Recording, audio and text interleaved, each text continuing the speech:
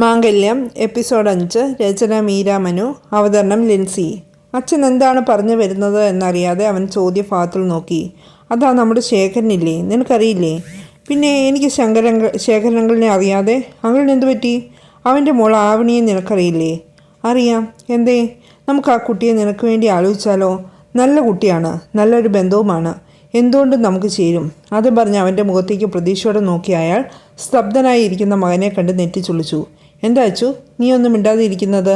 എബിയും ആകെ ഒരു ഞെട്ടൽ കലർന്ന ഭാഗത്തിലിരിപ്പുണ്ട്. അവൻ അച്ചുവിനെ നോക്കി അവൻ എന്താണ് പറയുന്നത് എന്നറിയാൻ ഇരു കൈപ്പത്തികളാലും മുഖമൊന്ന് അമർത്തി ഒഴിഞ്ഞുകൊണ്ട് മുഖമുയർത്തി അവൻ അച്ഛനെ ഒന്ന് നോക്കി. പിന്നെ പതിയെ എണീറ്റ് അച്ഛൻ്റെ മുന്നിലായി വന്നിരുന്നു. അവൻ അദ്ദേഹത്തിന് ഇരു കരങ്ങളും കവർന്നുകൊണ്ട് അച്ഛ എന്ന് വിളിക്കുമ്പോൾ അയാൾ മകനിലെ പരിചിതമല്ലാത്ത ഭാവങ്ങൾ കണ്ട് അവനെ അതിശയത്തോടെ നോക്കുകയായിരുന്നു. മുഖമാകെ ചുവന്ന്, കണ്ണുകൾ ചുവന്ന് കലങ്ങി വല്ലാതെ സങ്കടം അനുഭവിക്കുന്ന അവൻ്റെ മുഖത്തേക്ക് നോക്കിയ ആ അച്ഛൻ്റെ മനസ്സ് വല്ലാതെ ആർദ്രമായി. എന്താ അച്ചു, മോൻ ഇഷ്ടമില്ലെങ്കിൽ വേണ്ട, അച്ഛൻ അവരോട് പറയാൻ താല്പര്യമില്ലെന്ന്. സോറി അച്ഛ, ഐ ആം റിയലി സോറി. നിങ്ങളുടെ അച്ചുവിൻ്റെ പ്രാണനിൽ അലിഞ്ഞു ചേർന്ന ഒരു പെൺകുട്ടിയുണ്ട്, എൻ്റെ ശ്രീ. എന്നെ സ്വന്തം പ്രാണനേക്കാളേറെ സ്നേഹിക്കുന്ന എൻ്റെ ശ്രീ. അവളില്ലാത്ത ഒരു നിമിഷം പോലും എനിക്ക് മുന്നോട്ട് പോകാൻ കഴിയില്ല. അങ്ങനെയുള്ള ഞാൻ എങ്ങനെയാണ് അച്ഛാ? എനിക്ക് പറ്റില്ല. ശ്രീ ഇല്ലാതെ ഞാൻ. അവൻ്റെ വിറയാർന്ന സ്വരം തൻ്റെ കൈകളിൽ മുഖമമർത്തി പറയുന്ന തൻ്റെ മകനെ അദ്ദേഹം തൻ്റെ നെഞ്ചോട് ചേർത്തു. മെല്ലെ പുറത്തു തട്ടി ആശ്വസിപ്പിക്കുമ്പോൾ ആ അച്ഛൻ്റെ ചുണ്ടിൽ ഒരു പുഞ്ചിരി ഉണ്ടായിരുന്നു. ഇതിപ്പോൾ എന്താ കഥ? കോഫിയുമായി വരികയായിരുന്ന ഇന്ദുവും അമ്മവും ഇത് കണ്ട് അമ്പരന്ന് നിൽക്കുന്ന കണ്ട സൂര്യൻ ഉറക്കെ ചിരിച്ചുകൊണ്ട്, എടോ ഇന്ദുവേ, താൻ കേട്ടോ നമ്മുടെ മോൻ പറഞ്ഞത്? അവനുള്ള ആളെ അവൻ തന്നെ കണ്ടെത്തിയിട്ടുണ്ടെന്ന്. സൂര്യേട്ടൻ ഇതൊക്കെയാണ് ഈ പറയുന്നത്. എൻ്റെ ഇന്ദുവേ, നമ്മുടെ മോൻ ഒരു പെൺകുട്ടി ഇഷ്ടമാണെന്ന്. അവർ ഒരു ഞെട്ടലോടെ അച്ചുവിന് നേർക്ക് തിരിഞ്ഞു. എന്നിട്ട് വിശ്വാസം വരാതെ എന്ന പോലെ എബിയെ നോക്കുമ്പോൾ അവനും അതേ എന്ന് പറഞ്ഞു. അതുകൊണ്ട് തന്നെ ഇതുവരെയുള്ള കാര്യങ്ങളെല്ലാം തന്നെ അവരോടായി പറഞ്ഞിരുന്നു. അർജുൻ്റേതടക്കം എല്ലാം കേട്ടതും നിൻ്റെ ഇഷ്ടമല്ലേടാ, ഞങ്ങളുടെ ഇഷ്ടവും. അതും പറഞ്ഞ ആ അച്ഛനും അമ്മയും മകനെ ചേർത്ത് പിടിക്കുമ്പോൾ അവൻ്റെ ഹൃദയം സന്തോഷത്താൽ നിറഞ്ഞിരുന്നു. കണ്ടു നിന്ന എബിയുടെയും. ഇതേ സമയം ശ്രീയുടെ വീട്ടിൽ ശ്രീയുടെ അമ്മ, ശ്രീ, ഈ കുട്ടി ഇതെന്താ വന്നിട്ട് ഇതുവരെ ആയിട്ടും ഇതിന് വിശപ്പൊന്നും ഇല്ലേ? അവർ അവളുടെ റൂമിലേക്ക് ചെല്ലുമ്പോൾ വന്ന ഡ്രസ്സ് പോലും മാറാതെ കിടക്കുന്ന സ്ത്രീയെ കണ്ടതും അവരുടെ അമ്മ മനസ്സ് വെപ്രാളം കൊണ്ടു. ഓടിച്ചെന്ന് അവളുടെ അരികിലായിരുന്നു. മോളെ ശ്രീ, എന്തേ അമ്മയുടെ കുട്ടി കിടക്കണത്? മേലൊഴുക എന്തെങ്കിലും ഉണ്ടോ? അവർ അതും ചോദിച്ചുകൊണ്ട് കൈയെടുത്ത് അവളുടെ നെറ്റിയിൽ മെല്ലെ കൈവച്ച് നോക്കുമ്പോൾ ഞെട്ടിപ്പോയിരുന്നു. എൻ്റെ ഈശ്വര, നല്ലതുപോലെ പനിക്കുന്നുണ്ടല്ലോ എൻ്റെ കുട്ടിക്ക്. ഒരാന്തലോടെ ആ അമ്മ അവളുടെ തലയെടുത്ത് മടിയിൽ വെച്ചുകൊണ്ട് അവളെ വിളിച്ചു. മോളെ ശ്രീ. അവളിൽ നിന്നും ചെറിയ മൂളൽ മാത്രമായിരുന്നു മറുപടി. മനസ്സിൽ നിറഞ്ഞ വെപ്രാളത്തോടെ ഗായത്രി വിളിച്ച് കാര്യം പറഞ്ഞതും ഗായത്രിയും അമ്മ രാധികയും ഓടി വന്നിരുന്നു. പനി കൂടി പിച്ചും പേയും പറയുന്ന മകളെ നോക്കി ആ അമ്മ കണ്ണീർ ഒഴുക്കുമ്പോൾ അവളുടെ നാവുകൾ അച്ചുവേട്ടാന്ന് പുലമ്പിക്കൊണ്ടിരുന്നു. ഹോസ്പിറ്റൽ വരാതിൽ ഇരുന്ന് കരയുന്ന ദേവികയെ ആശ്വസിപ്പിക്കുമ്പോൾ വിവരം അറിഞ്ഞ് അവളുടെ അച്ഛനും ഏട്ടനും വിളിച്ച് കാര്യം തിരക്കുന്നുണ്ടായിരുന്നു. രണ്ടുപേരിലും ആദ്യം വെപ്രാളം നിറഞ്ഞിരുന്നു. ഗായത്രി, എൻ്റെ സ്ത്രീക്ക് എന്താ പറ്റിയത്? പെട്ടെന്ന് ഇങ്ങനെ വരാൻ? ദേവ് അത്യധികം ടെൻഷനോടെ ഗായത്രിയോട് ചോദിക്കുമ്പോൾ അവളൊന്ന് പരിങ്ങി. എന്താ പറയേണ്ടത് എന്നോർത്ത്. അത് മനസ്സിലാക്കി എന്ന പോലെ അവൻ വീണ്ടും ഗായത്രി എന്ന് വിളിക്കുമ്പോൾ പിന്നെ അവൾക്ക് അവനിൽ നിന്ന് മറച്ചു വെക്കാൻ പറ്റില്ലായിരുന്നു. അവളിൽ നിന്നും എല്ലാം കേട്ടതും അവൻ്റെ മുഖം വലിഞ്ഞു മുറുകിയിരുന്നു. ശ്രീയെ വിളിച്ചിട്ടും ഫോൺ എടുക്കാതെ വന്നതും അച്ചുവിന് നല്ല ടെൻഷനായി. അല്പം പരിഭ്രമത്തോടെ ഓടി താഴേക്ക് ഇറങ്ങി വരുമ്പോൾ എബി അച്ഛനോടും അമ്മയോടും കാര്യമായി എന്തോ പറയുന്നതും അത് കേട്ട് വല്ലാതെ ടെൻഷനായി നിൽക്കുന്ന മൂവരെയുമാണ് കണ്ടത്. അവൻ ഓടി അവർക്കരികിലേക്ക് എത്തി. എന്താ നിങ്ങളെല്ലാവരും എന്തോ ടെൻഷൻ പോലെ നിൽക്കുന്നത്? എന്തു പറ്റി? ഡാ എബി, എന്താടാ? പിന്നെയും അവൻ അത് തന്നെ ചോദിക്കുമ്പോൾ എബി ഒന്ന് പരിങ്ങി. എടാ അച്ചു, അത് ശ്രീക്ക് നല്ല സുഖമില്ല, പനി കൂടി ആശുപത്രിയിൽ അഡ്മിറ്റാണ്, നിന്നെ കാണണമെന്നാ പറയുന്നത്. എവിടെയാ എൻ്റെ ശ്രീ? അവൻ പറഞ്ഞു മുഴുവയ്ക്ക് മുന്നേ എബിയോട് അതും ചോദിച്ചുകൊണ്ട് അവൻ ഓടി വണ്ടിയിൽ കയറിയിരുന്നു, പ്രാണൻ പിടയുന്ന പോലെ. അവൻ്റെ അപ്പോഴത്തെ അവസ്ഥ കണ്ട് എബിയും കൂടെ സൂര്യനാരായണനും ഓടി വന്ന് വണ്ടിയിൽ കയറിയിരുന്നു. അവൻ്റെ ഈ അവസ്ഥയിൽ എബി ആയിരുന്നു വണ്ടി ഓടിച്ചത്. ഹോസ്പിറ്റലിന് മുന്നിൽ വണ്ടി നിർത്തുമ്പോൾ അവൻ എത്രയും വേഗം ശ്രീയുടെ അടുത്തെത്താനെ ഓടുകയായിരുന്നു. ഇതേ സമയം തൻ്റെ മകൾ ഒന്ന് കണ്ണു തുറക്കുന്നതും കാത്ത് ആ അമ്മ ഐസിയുവിന് മുന്നിൽ ഉരുകുന്ന ഹൃദയത്തോടെ സകല ഈശ്വരന്മാരുടെ മുന്നിലും കൈകൂപ്പി പ്രാർത്ഥിക്കുകയായിരുന്നു. പാതിബോധത്തിലും അവൾ അച്ചുവേട്ടൻ എന്ന് ചോദിക്കുന്നുണ്ടായിരുന്നു. അവളുടെ അച്ഛയും ദേവേട്ടനെയും ചോദിക്കുന്നുണ്ടായിരുന്നു. ആകെ തകർന്നിരുന്ന ആ അമ്മ ആശ്വാസമായി ഗായത്രിയും അവളുടെ അമ്മയും ഉണ്ടായിട്ട് പോലും അച്ചു ആരെന്ന ഡോക്ടറുടെ ചോദ്യവും കുട്ടിക്ക് ഇത്രമാത്രം ഭയം ഉള്ളിൽ ഉണ്ടാവാനുള്ള സാഹചര്യവും തിരക്കുമ്പോൾ ഉത്തരമറിയാൻ നിന്ന ആ അമ്മയ്ക്ക് ഗായത്രിയിൽ നിന്ന് കാര്യങ്ങളെല്ലാം അറിയാൻ കഴിഞ്ഞിരുന്നു. ഓടിപ്പാഞ്ഞു വന്നവൻ ഐസിയുവിന് മുന്നിലായി നിൽക്കുമ്പോൾ അവൻ്റെ മനസ്സും ദേഹവും ഒരുപോലെ വിറയ്ക്കുകയായിരുന്നു. ആരെയും ശ്രദ്ധിച്ചില്ല അവനപ്പോൾ. അവന് മുന്നിൽ മറ്റാരുമില്ലായിരുന്നു. തൻ്റെ പ്രാണൻ അവൾ മാത്രമായിരുന്നു.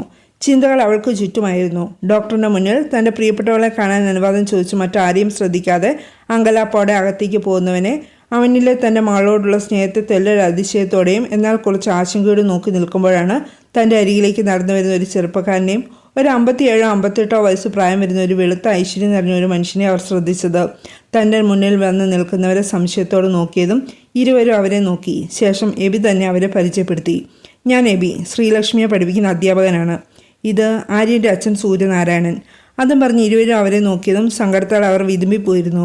ഇതേ സമയം ഡോക്ടറുടെ അനുവാദത്തോടെ അകത്തേക്ക് ചെന്ന അച്ചു നേഴ്സ് കാണിച്ചു കൊടുത്തിടത്തേക്ക് നടന്നു ചെന്നതും വാടിയ താമരത്തണ്ട് പോലെ കിടക്കുന്നവളെ കണ്ട് പിടിക്കുന്ന ഹൃദയത്തോടെ അവൻ അവൾക്കരികിലേക്ക് ചെന്നു. അവളുടെ മുഖത്തേക്ക് നോക്കുന്നേരം അവൻ്റെ മനസ്സ് വല്ലാതെ വേദനിച്ചു പോയി. സദാ പുഞ്ചിരി തൂകിയിരുന്ന അവളുടെ കുഞ്ഞുമുഖം വാടി തളർന്നിരിക്കുന്നു. തൻ്റെ കണ്ണുകളുടെ കാഴ്ചയെ മറക്കും വിധം ഒഴുകിയിറങ്ങിയ കണ്ണുനീർ പുറങ്കയ്യാൽ തുടച്ചു കളഞ്ഞവൻ അവൾക്കരികിലായി നിന്ന് മെല്ലെ വിളിച്ചു. ശ്രീ, മോളെ, നിന്റെ അച്ചുവേട്ടനാണടാ. അത്യധികം വേദനയോടെ അവൻ വിളിച്ചുകൊണ്ടിരുന്നു അവളെ. എന്നിട്ടും കണ്ണു തുറക്കാതെ കിടക്കുന്നവളെ കണ്ട് അത്യധികം ഹൃദയവേദനയോടെ അവളുടെ കൈകൾ എടുത്ത് അവൻ തൻ്റെ ഹൃദയത്തോട് ചേർത്ത് പിടിച്ചു, ചുംബിച്ചു. ചുണ്ടുകൾ വിറച്ച് ചിലമ്പിച്ച സ്വരത്തിൽ ശ്രീ എന്ന് വീണ്ടും വിളിക്കുമ്പോൾ അവൻ്റെ കണ്ണുനീർ അവളുടെ കൈകളിൽ വീണുടഞ്ഞിരുന്നു. അത് അവളുടെ ഹൃദയത്തിലാണ് വീണത് എന്ന പോലെ അവളുടെ ഉടലൊന്ന് ഞെട്ടി. പതിയെ ചുണ്ടുകൾ ചലിച്ചു. അബോധാവസ്ഥയിൽ നിന്ന് ബോധാവസ്ഥയിലേക്കുള്ള അവളുടെ യാത്രയിൽ അവൾ വിളിച്ചു, അച്ചുവേട്ടാ. കണ്ണുകൾ ആയാസപ്പെട്ട് തുറന്ന് അവൾ തൻ്റെ പ്രാണനായവനെ കണ്ടു. തളർന്ന ചുണ്ടുകൾ ചലിപ്പിച്ച് എന്തോ പറയാൻ തുടങ്ങി. അച്ചുവേട്ടാ. അവളുടെ കണ്ണുകൾ നിറയാൻ തുടങ്ങിയതും അവൻ മെല്ലെ അവളുടെ നെറുകിയിൽ തലോടി. ഒന്നുമില്ലടാ, എൻ്റെ ശ്രീക്ക് ഒന്നുമില്ല. അവൻ അവളെ ആശ്വസിപ്പിക്കുമ്പോഴേക്കും നേഴ്സ് വിളിച്ചതിന് പ്രകാരം ഡോക്ടർ വന്നിരുന്നു. നേഴ്സ് പുറത്തേക്ക് നിൽക്കാൻ പറഞ്ഞതിന് പ്രകാരം അവൻ അവിടെ നിന്ന് തിരിച്ചിറങ്ങുന്ന നേരം അവൻ ഡോക്ടറുടെ മുഖത്തേക്കൊന്ന് നോക്കി. അത് കണ്ടതും അദ്ദേഹം ഒന്ന് ചിരിച്ചു. ഒന്നുമില്ലടോ, പുറത്ത് വെയിറ്റ് ചെയ്തോളൂ. ഒരു പുഞ്ചിരിയോടെ അദ്ദേഹം പറഞ്ഞതും അവൻ്റെ മനസ്സിൽ അല്പം ആശ്വാസം തോന്നി. പുറത്തേക്കിറങ്ങി അവൻ അവിടെ കണ്ട ഒരു ചെയറിലേക്ക് കൈമുട്ടിലൂന്നി മുഖം അമർത്തിയിരിക്കുമ്പോൾ എത്രയും പെട്ടെന്ന് തൻ്റെ സ്ത്രീ റിക്കവർ ആകണമെന്നുള്ളൊരു പ്രാർത്ഥന മാത്രമായിരുന്നു അവൻ്റെ ഉള്ളിൽ. കുറേ സമയത്തിന് ശേഷം ICU തുറന്ന് ഡോക്ടർ പുറത്തേക്ക് വന്നതും ഒരേപോലെ എല്ലാവരും അദ്ദേഹത്തിൻ്റെ അടുത്തേക്ക് ചെന്നിരുന്നു. തൻ്റെ മുഖത്തേക്ക് ആശങ്കയോടെ നോക്കുന്ന ഓരോ മുഖങ്ങളിലേക്ക് നോക്കിക്കൊണ്ട് ഒരു പുഞ്ചിരിയോടെ അദ്ദേഹം പറഞ്ഞു, don't worry, she overcame the serious situation. നാളെ രാവിലെ റൂമിലേക്ക് മാറ്റാം. അതും പറഞ്ഞ് നേരത്തെ ഒരു ചിരിയോടെ അദ്ദേഹം അച്ചുവിൻ്റെ തോളിലായി ഒന്ന് തട്ടി. എല്ലാവരും ആശ്വാസത്തോടെ പരസ്പരം ഒന്ന് നോക്കി. അപ്പോഴും ആ അമ്മയുടെ മനസ്സിൽ അവനോട് എങ്ങനെ സംസാരിച്ചു തുടങ്ങണമെന്നറിയാതെ അവനോട് ഹൃദയത്തിൻ്റെ ആഴങ്ങളിൽ ഒരു മകനോടുള്ള വാത്സല്യവും സ്നേഹവും തോന്നിയിട്ടും പുറമെ അവനെ പിന്തിരിഞ്ഞു നിന്നു. അത് അവനിൽ എന്തെന്നില്ലാത്തൊരു നൊമ്പരം ഉണ്ടാക്കിയിരുന്നു. എല്ലാം നോക്കിക്കൊണ്ട് നിന്ന സൂര്യനാരായണൻ അവർക്കരികിലായി വന്നു നിന്നു. അച്ഛൻ അവരോട് എന്താണ് പറയാൻ പോകുന്നതെന്നറിയാതെ അവൻ ഇരുവരെയും നോക്കി നിന്നു. ശ്രീയുടെ അമ്മേ, അദ്ദേഹം മെല്ലെ വിളിച്ചതും അവർ മുഖമുയർത്തി അദ്ദേഹത്തിൻ്റെ മുഖത്തേക്ക് നോക്കി. എൻ്റെ മോൻ ഒരു പെൺകുട്ടിയെ ഇഷ്ടമാണെന്ന് പറഞ്ഞെങ്കിലും ഇവിടെ വരുന്നത് വരെ ആ സ്നേഹത്തിന് ഇത്രത്തോളം ആഴമുണ്ടായിരുന്നു എന്ന് എനിക്കറിയില്ലായിരുന്നു. എന്നാൽ ഇവിടെ വന്നു കഴിഞ്ഞാണ് ഞാൻ മനസ്സിലാക്കുന്നത് അവരുടെ സ്നേഹത്തിന് ഒരു കടലോളം ആഴമുണ്ടെന്ന്. ഒരാൾക്ക് ജീവിക്കാൻ ജീവവായുവിൻ്റെ ആവശ്യകത എങ്ങനെയാണോ അതുപോലെയാണ് സ്ത്രീക്ക് അച്ചുവിനോടും അച്ചുവിന് സ്ത്രീയോടുമുള്ള സ്നേഹം. ആ സ്നേഹം മനസ്സിലാക്കിയ ഒരാളെന്ന നിലയിൽ അവൻ്റെ അച്ഛനായി ഞാൻ ചോദിക്കുക, തന്നൂടെ ശ്രീമോളെ എൻ്റെ മകന് വേണ്ടി? അത് ചോദിക്കുമ്പോൾ ആ അച്ഛൻ്റെ സ്വരം ഇടറിയിരുന്നു. ചുരുങ്ങിയ സമയം കൊണ്ടാണേലും അവരുടെ സ്നേഹം അത്രമേൽ ആ അച്ഛൻ്റെ ഹൃദയത്തിൽ സ്പർശിച്ചിരുന്നു. പ്രതീക്ഷയോടെ ദേവികയുടെ മുഖത്തേക്ക് നോക്കുമ്പോൾ 100 വട്ടം സമ്മതം എന്ന് അവരുടെ മനസ്സിൽ അവർ പറയുകയായിരുന്നു. സന്തോഷമായിരുന്നു ആ അമ്മയ്ക്ക്. ഏതൊരു അമ്മയും ആഗ്രഹിക്കും ഇതുപോലെ ഒരു മരുമകനെ. തൻ്റെ മകളെ ഇത്രയധികം സ്നേഹിക്കുന്ന ഒരുവനെ എങ്ങനെ കണ്ടില്ലെന്ന് വെക്കാൻ ആ അമ്മയ്ക്ക് പറ്റും? പക്ഷേ ഇവിടെ താൻ മാത്രമേ ഒരു തീരുമാനം എടുക്കാൻ പറ്റില്ലല്ലോ. താൻ ചോദിച്ചതിന് മറുപടി ഏതുമില്ലാതെ ചിന്താഭാരത്തോടെ നിൽക്കുന്ന ശ്രീയുടെ അമ്മയുടെ മുഖത്ത് ഇഷ്ടക്കേടില്ല എന്ന് അദ്ദേഹത്തിന് മനസ്സിലായിരുന്നു. ശ്രീയുടെ അച്ഛനും ഏട്ടനും എന്നാണ് വരുന്നത്? ഒരു ചെറു ചിരിയോടെ അദ്ദേഹം ചോദിച്ചു. ഉടൻ തന്നെ വരും, അവർ പറഞ്ഞതും. ഓക്കെ, അപ്പോൾ ഞാൻ വരും എൻ്റെ മോന് വേണ്ടി ശ്രീമോളെ എൻ്റെ വീട്ടിലെ മരുമകളായി ചോദിക്കാൻ, അല്ല മകളായി തന്നെ. തൻ്റെ മകളെ ഓർത്ത് വേദനിച്ചിരിക്കുന്ന ആര്യൻ എന്ന ചെറുപ്പക്കാരനെ ശ്രദ്ധിക്കുകയായിരുന്നു ആ അമ്മ. വന്നപ്പോൾ മുതൽ ചിലപ്പോൾ കുറച്ചു മാറി ജനലോരം നെറ്റിമുട്ടിച്ചെന്ന് ചിന്തിച്ച് വിഷണ്ണനായി, ചിലപ്പോൾ വന്ന ICUവിന് മുന്നിലായി പ്രതീക്ഷയോടെയും ഇരുന്നാൽ ഇരുപ്പുറയ്ക്കാതെയും വീർപ്പ് മുട്ടിക്കുന്ന അവനെ കാണും തോറും ആ അമ്മയ്ക്ക് അവനെ ഒരുപാട് തൻ്റെ ഹൃദയത്തോട് ചേർക്കുകയായിരുന്നു. ഇരുവരെയും ചേർത്ത് വെച്ചിടണേ എൻ്റെ ദേവി എന്ന് പ്രാർത്ഥിക്കുകയായിരുന്നു. വരാനിരിക്കുന്ന പ്രതിസന്ധികൾ എന്തെന്നറിയാതെ ആ അമ്മ മനം. കുറച്ച് സമയം കൂടി അവർക്കരികിലിരുന്ന് എബിയും സൂര്യനും പോകാനായി ഇറങ്ങുമ്പോൾ ആ അമ്മ അച്ചുവിൻ്റെ അടുത്തേക്ക് ചെന്നു. മെല്ലെ വിളിച്ചു, മോനെ. അവർ വിളിച്ചു. അവൻ മുഖമുയർത്തി അവരെ നോക്കി. അമ്മ, എന്നോട് പോകാനായി മാത്രം പറയരുത്. അവർ എന്താണ് തന്നോട് പറയാൻ വരുന്നത് എന്ന് മനസ്സിലാക്കിക്കൊണ്ട് തന്നെ അവൻ പറഞ്ഞു, എൻ്റെ ശ്രീ ഇത്രയും വയ്യാത്തൊരവസ്ഥയിൽ ഇവിടെ കിടക്കുമ്പോൾ എനിക്കിവിടെ വിട്ടു പോകാൻ കഴിയില്ലമ്മ. മോനെ, ചിലമ്പിച്ച സ്വരത്തിൽ അവർ വിളിക്കുമ്പോൾ അവൻ അവൻ്റെ കൈകൾ കൂട്ടിപ്പിടിച്ചിരുന്നു. പിന്നെ അവർക്കൊന്നും തന്നെ പറയാനില്ലായിരുന്നു. സ്നേഹത്തോടെ അത്യധികം വാത്സല്യത്തോടെ അവർ അവൻ്റെ നെറുകയിൽ തലോടി. ഒക്കെയും കണ്ട് സന്തോഷത്തോടെ സൂര്യനെ എബിയും രാവിലെ എത്തുമെന്നും പറഞ്ഞു പോയി. ഗായത്രി ദേവിക്ക് കൂട്ടായി ഉണ്ടായിരുന്നു. ഇതേ സമയം മറ്റൊരിടത്ത് എന്തൊക്കെയോ വീണുടഞ്ഞ ശബ്ദം കേട്ട് അംബുജ ഓടിപ്പാഞ്ഞ് മുകളിലേക്ക് വരുമ്പോൾ കണ്ട കാഴ്ചയിൽ അത്യധികം ദേഷ്യത്തിൽ വിളിച്ചു. അർജുൻ! തനിക്ക് നേരെ ദേഷ്യത്തോടെ പാഞ്ഞു വരുന്ന അമ്മയെ കണ്ടതും ആദ്യം ഒന്ന് പതറിപ്പോയിരുന്നു. എന്നാൽ അതേ നിമിഷം തന്നെ അവൻ്റെ നെഞ്ചിൽ ഒരു കനലെരിഞ്ഞു. അത് ദേഷ്യമായി മാറുമ്പോൾ അവൻ അവർക്ക് നേരെ തിരിഞ്ഞു. തനിക്ക് നേരെ ദേഷ്യത്തോടെ നോക്കി നിൽക്കുന്ന മകനെ കാണേ അവരുടെ ഉള്ളിൽ ഒരു നൊമ്പരം ഉണ്ടായി. അതേസമയം തന്നെ ദേഷ്യവും. അർജുൻ, നീ എന്താണ് ഈ കാണിക്കുന്നത്? നിനക്കെന്താ ഭ്രാന്ത് പിടിച്ചോ? നിന്റെ അച്ഛനെ പോലെ. അതെ, എനിക്ക് ഭ്രാന്താണ്. ഇങ്ങനെ പോയാൽ അത് മുഴു ഭ്രാന്താവും.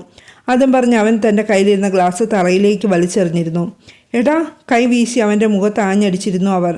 എറിഞ്ഞുടയ്ക്കുന്നതോ നശിപ്പിക്കുന്നതോ ഒക്കെ സ്വന്തമായി ഉണ്ടാക്കിയതിന് ശേഷം. ഈ കാണുന്നതൊന്നും നീയോ നിന്റെ അച്ഛനോ ഉണ്ടാക്കിയതല്ല.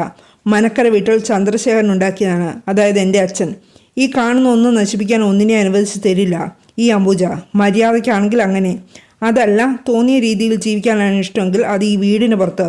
അതും പറഞ്ഞ് അത്യധികം ദേഷ്യത്തോടെ പുറത്തേക്ക് പാഞ്ഞു പോകുന്നവനെ നിസ്സംഗതയോടെ നോക്കിയ ശേഷം ബെഡിലേക്ക് കമഴ്ന്നു കിടന്നിരുന്നു അവൻ. കുറേ നേരം അങ്ങനെ കിടന്നു.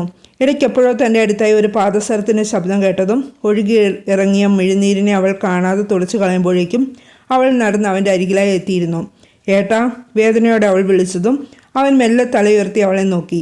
വേദനയോടും നിസ്സഹായതയോടും തൻ്റെ മുഖത്തേക്ക് നോക്കുന്ന ആ കുഞ്ഞു മിഴികൾ കണ്ടതും തൻ്റെ എല്ലാ സങ്കടങ്ങളും ഒരു പുഞ്ചിരിയിൽ ഒതുക്കി.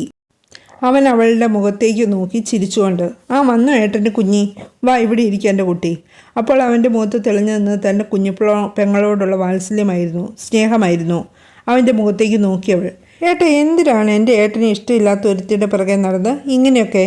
പറഞ്ഞു മുഴുമിപ്പിക്കാതെ അവൾ വിതുമ്പിക്കരയുന്ന കണ്ടതും അവൻ മെല്ലെ അവളുടെ മുഖം ഉയർത്തി കണ്ണുനീർ തുടച്ചു കളഞ്ഞുകൊണ്ടായി പറഞ്ഞു, ഏട്ടന് അത്രയ്ക്ക് ഇഷ്ടമാണ് അവളെ. മോള് നോക്കിയോ, ശ്രീകുട്ടി സ്നേഹിക്കും ഈ അർജുനെ. സ്വന്തമാക്കിയിരിക്കും ഞാൻ അവളെ.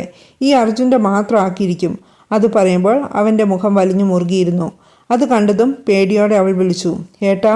അമ്മ അറിഞ്ഞിരിക്കുന്നു ഒക്കെയും. തുടരും.